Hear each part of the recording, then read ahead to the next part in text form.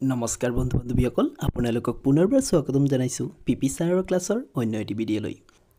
আজিৰ এই ভিডিঅ'টোত আমি কেইটামান প্ৰশ্ন লৈ আহিছোঁ। আপুনি এই প্ৰশ্নবোৰৰ ভিতৰত কিমানটা প্ৰশ্ন এনচাৰ নিজাকে পাৰিব সেইটো চাই লওক। আজি প্ৰথমটো প্ৰশ্ন হৈছে, এজন ফল দোকানীৰ কিছুমান আপেল আছিল, তাৰে 40% বিক্ৰী কৰাৰ পাছত 420টা আপেল ৰৈ গ'ল। এতিয়া সুধিছে দোকানীজনৰ তাত মুঠতে কিমানটা আপেল আছিল। প্ৰথমতে কিমানটা আপেল আছিল সেইটো সুধিছে। আমি ধৰি লৈছোঁ যে প্ৰথমতে দোকানীজনৰ তাত কিমানটা আপেল আছিল, এক্সটা। তাৰপিছত কি হ'ল যে এক্সৰ 40% কি হৈ গ'ল, বিয়োগ কৰি দিলে, মানে বিক্ৰী হৈ গ'ল, হয় নহয়? তেতিয়াহ'লে আমি লিখিব পাৰিম এক্সৰ কিমান পাৰ্চেণ্ট, 40%, হয় নহয়? তাৰপিছত কিমান থাকিল বুলি কৈছে, কিমান থাকিল, 420 থাকিল। তেতিয়াহ'লে এইটোক আমি এনেদৰে লিখিব পাৰিম এক্স মাইনাছ এই যে 40%, এই 40%ক এক্স ইনটু পাৰ্চেণ্টৰ লগত এটা শূন্য কাটা যাব, তেতিয়াহ'লে 4 বাই কি লিখিব পাৰিম, 10 ইকুৱেল টু কি 420, হয় নহয়? এতিয়া এইটোক আমি লিখিব পাৰিম এলচিএম ল'লে কি হ'ব, তলত থাকিব 10 আৰু ওপৰত 10ৰ লগত এক্সটো পূৰণ হৈ কিমান হ'ব, 10x মাইনাছ ইয়াতে এক্সৰ লগত 4টো পূৰণ কৰি দিলে হ'ব 4x ইকুৱেল টু কিমান থাকিল, 420, হয় নহয়? তেতিয়া আমি কি কৰিব পাৰোঁ, এবাৰ চাই লওক যে 10xৰ পৰা 4xটো যেতিয়া বিয়োগ হ'ব তেতিয়া থাকিব কিমান, 6x, আৰু সেইফালে এই 10টো হৰণ হৈছে, এইফালে গ'লে কি হ'ব, পূৰণ হ'ব, আৰু এইফালে হ'ব 4200। এতিয়া এই 6ৰে যেতিয়া হৰণ কৰিম, এইটোক 6টো পূৰণ হৈছে, সেইফালে গ'লে কি হ'ব, হৰণ হ'ব। তেতিয়া 6ৰে হৰণ কৰিব লাগিব, আৰু 6ৰে 42ক হৰণ কৰিলে আপোনালোকে নিশ্চয় জানে কিমান বাৰ, 7 বাৰ, আৰু কেইটা শূন্য আছে, 2টা শূন্য। তেতিয়াহ'লে এক্সৰ মান কিমান হৈ গ'ল, 700। অৰ্থাৎ প্ৰথমতে দোকানীজনৰ তাত কিমানটা আপেল আছিল, 700টা আপেল আছিল। তাৰপিছত 40% বিক্ৰী কৰি দিয়াৰ পিছত কিমানটা ৰৈ যাব, 420টা আপেল ৰৈ যাব। আপোনালোকে নিশ্চয় এই প্ৰশ্নটো এটা বুজি পাইছে। পিছৰটো প্ৰশ্ন 2 নম্বৰ। ইয়াতে এটা ছিৰিজ আহিল, এই ছিৰিজটোৰ পৰা চাব লাগে আমাৰ পিছৰ সংখ্যাটো কিমান হ'ব। ইয়াতে যদি চাওঁ কেনেদৰে বাঢ়িছে, ইয়াতে চাই লওক যে 16 আছে, তাৰপিছত 33 হৈছে, 33 পিছত 65 হৈছে, তাৰপিছত 65ৰ পিছত 131, 131ৰ পৰা 261। আপুনি যদি চাই ইয়াতে ডাবল হৈছে, তাৰপিছত কি হৈছে, তেনেকুৱা 16ৰ ডাবল কৰিলে কি হ'ব, 32, আৰু 32ৰ লগত ইয়াতে +1 হৈছে, ডাবল কৰাৰ পিছত +1, আকৌ 33ৰ ডাবল কৰিলে কি হয়, 66, তাৰপিছত ইয়াতে আকৌ -1 হ'ল, ইয়াতে আকৌ 65ৰ ডাবল কৰিলে 130 হয়, আৰু 130ৰ লগত এবাৰ কি হৈছে, +1, অৰ্থাৎ একবাৰ +1 -1, হয়নে নহয়? ডাবল কৰাৰ পিছত +1 -1, তেতিয়াহ'লে এইটো যদি +1 হৈছে, এইটো কি হ'ব, -1 হ'ব, আৰু ইয়াতে কি হ'ব, +1 হ'ব। ইয়াৰ ডাবল কৰিম, 261ৰ যদি আমি ডাবল কৰোঁ তেতিয়া 2ৰে পূৰণ কৰি দিওঁ, কি হ'ব, 2 × 2 হ'ব, 6 × 2 = 12, 2 হাতত থাকিল 1, আৰু 3, 2 × 2 কি হ'ব, 4, হাতত 1, 522, তাৰপিছত ইয়াৰ লগত +1 কৰি দিম, তেতিয়া হ'ব 523। অপশ্যন বিটো হৈছে কাৰেক্ট এনচাৰ। তাৰপিছৰটো প্ৰশ্ন 3 নম্বৰ। এইটো এটা ছিৰিজ, ইয়াতে চাব লাগে কেনেকুৱা ধৰণৰ, ইয়াৰ পিছৰ সংখ্যাটো কিমান হ'ব। ইয়াতে যদি চাওঁ অলপ গণ্ডগোল আছে, আপুনি যদি চাব পাৰে কেনেকৈ হ'ব এইটো শুদ্ধ উত্তৰটো। ইয়াতে যদি চাওঁ এই 8টোক বাদ দিলোঁ, তাৰপিছত ইয়াতে চাওক যে 12ৰ ডাবল কিমান, 24, হয় নহয়? আকৌ 18ৰ ডাবল কিমান, 36, তেতিয়াহ'লে ইয়াতে কিমান, যি সংখ্যা হ'ব তাৰ ডাবল কিমান হ'ব, 54, হয় নহয়? তেতিয়াহ'লে আমি ক'ব পাৰিম ইয়াতে কিমান হ'ব লাগিব, 27 হ'ব লাগিব। তেতিয়াহ'লে 27ৰ ডাবল 54 হ'ব পাৰিব। তাৰপিছৰটো প্ৰশ্ন 4 নম্বৰ। এইটো এটা ছিৰিজ, ইয়াৰে শুদ্ধ উত্তৰটো কি হ'ব, আপুনি নিশ্চয় দেখা পোৱাৰ লগে লগে গম পাইছে যে কি হ'ব। ইয়াতে ইয়াৰে শুদ্ধ উত্তৰটো হৈছে যে ইয়াতে চাওক কি হৈছে, 7ৰ পিছত কি হ'ল, 8, এক ঘৰ বাদ দিয়াৰ পিছত, 8ৰ পিছত 9, এক ঘৰ বাদ দিছে, তেতিয়াহ'লে 9ৰ পিছত কি হ'ব, নিশ্চয় গম পাইছে কিমান হ'ব এনচাৰ। অপশ্যন ডি হৈছে কাৰেক্ট এনচাৰ। বন্ধু বান্ধৱীসকল, ভিডিঅ'টো যদি ভাল লাগে ভিডিঅ'টো এটা লাইক কৰিব, আৰু আপোনাৰ বন্ধু বান্ধৱীৰ লগত ভিডিঅ'টো যিমান পাৰে শ্বেয়াৰ কৰিব, আৰু আপোনালোকে এনেধৰণৰ ভিডিঅ'সমূহ পাই থাকিবৰ কাৰণে আমাৰ এই চেনেলটো ছাবস্ক্ৰাইব কৰি ল'ব। তাৰপিছৰটো প্ৰশ্ন 5 নম্বৰ। Window is to pen as book is it. কি হ'ব, উইণ্ডো যদি পেনৰ লগত মিলে তেতিয়া বুক কাৰ লগত মিলিব, হয় নহয়? পেন মানে হৈছে কাঁচৰ টুকুৰা, হয় নহয়? তেতিয়া আমি জানো যে উইণ্ডোত কি ব্যৱহাৰ কৰে, গ্লাছ ব্যৱহাৰ কৰে, হয় নহয়? তেতিয়া বুকত কি ব্যৱহাৰ হ'ব, ইয়াতে পেজ, কভাৰ, নভেল, কণ্টেণ্ট, কি হ'ব কাৰেক্ট এনচাৰ। অপশ্যন এ টো কাৰেক্ট এনচাৰ। বুক হ'ব লাগিলে কি হ'ব লাগিব,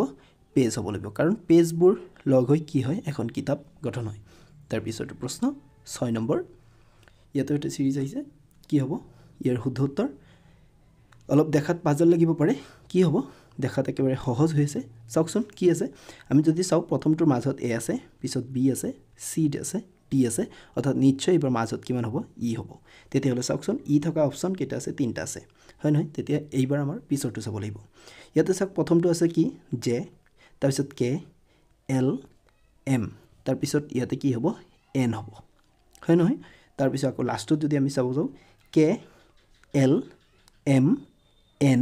এবাৰ কি হ'ব লাগিছিল o হ'ব লাগিছিল তেতিয়া n e o হ'ব শুদ্ধ উত্তৰ ইয়াতে অপচনবোৰ অলপ গণ্ডগোল আছে অপচন বি টো হৈছে correct answer n e o হ'ব লাগিছিল এটো অপচন বি টো হৈছে কাৰেক্ট এনসাৰ মনত ৰাখিব তাৰ পিছৰটো প্ৰশ্ন 7 নম্বৰ এটো এটা সিৰিজ আহিছে ইয়াতে কি ঘটনা ঘটিছে চাই লওক কি ঘটনা ঘটিছে ইয়াতে এটোৰ শুদ্ধ উত্তৰটো কিমান হ'ব ইয়াতে যদি আমি দেখা পাও সিৰিজটো কমি কমি আহিছে হয় নহয় তেতিয়া চাব লাগিব যে কিমান কমিছে হয় নহয় তেতিয়া আমি যদি এই 544 ৰ পৰা 509 আমি যদি মাইনাস কৰি দিও তেতিয়া আমি কিমান গম পাম যে কিমান মাইনাস হৈছে 35 মাইনাস হৈ আছে হয় নহয় যে 544 ৰ পৰা যেতিয়া 35 মাইনাস কৰি দিয়া যায় তেতিয়া 509 হয় আকৌ 509 ৰ পৰা যেতিয়া 35 মাইনাস কৰা হয় তেতিয়া 474 হয় একনিচিনা ইয়াতে 35 মাইনাস হ'ব একনিচিনা ইয়াতে কিমান মাইনাস হ'ব 35 মাইনাস হ'ব তেতিয়া হলে আমি এই 439 ৰ পৰা 35 যেতিয়া বিয়োগ কৰি দিম তেতিয়া आंसर হ'ব 404 অপচন সি হৈছে কাৰেক্ট आंसर 404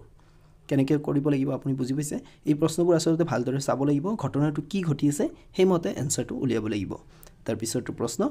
8 নম্বৰ এৰেঞ্জ দা ওয়াৰ্ডস গিভেন বিলো ইন এ মিনিংফুল সিকোয়েন্স এইকিটা শব্দৰে এটা মিনিংফুল সেন্টেন্স গঠন কৰিব লাগে অৰ্থাৎ কোনটো মিলিব আসলতে কেতিয়াবা পৰীক্ষাত কি আহে ডিকশনাৰী ওয়াৰ্ড মতে মিলাব দিয়ে ডিকশনাৰীত কোনটো প্ৰথমতে বিচাৰি পোৱা যায় হেনেকৈ মিলাব দিয়ে ইয়াতে মিনিংফুল ওয়াৰ্ড এটা বিচাৰিব দিছে কি দি আছে লিফ দি আছে লিফ মানে কি পাত তাৰ পিছত ফ্ৰুইট মানে ফল স্টেম মানে কাণ্ড ৰুট মানে হিপা তাৰ পিছত 5 নম্বৰত আছে ফ্লাৱাৰ মানে ফুল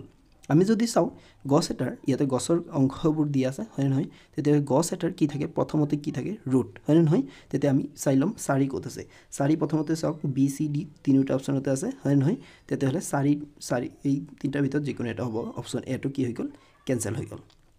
তাৰ পিছত জানাই যে ৰুটৰ পিছত কি হয় হিপাৰ পিছত উদ্ভিদৰ কি হয় কাণ্ড অৰ্থাৎ সাৰিৰ পিছত কিমান হ'ব 3 হ'ব এতিয়া চাওক সাৰিৰ পিছত 3 কোনটো হয় এই দুটা অপচনত আছে তেতিয়া হলে এইটো অপচন কি হ'ল কাটা গল হয় নহয় তেতিয়া সাৰিৰ পিছত 3 হ'ল মানে ৰুটৰ পিছত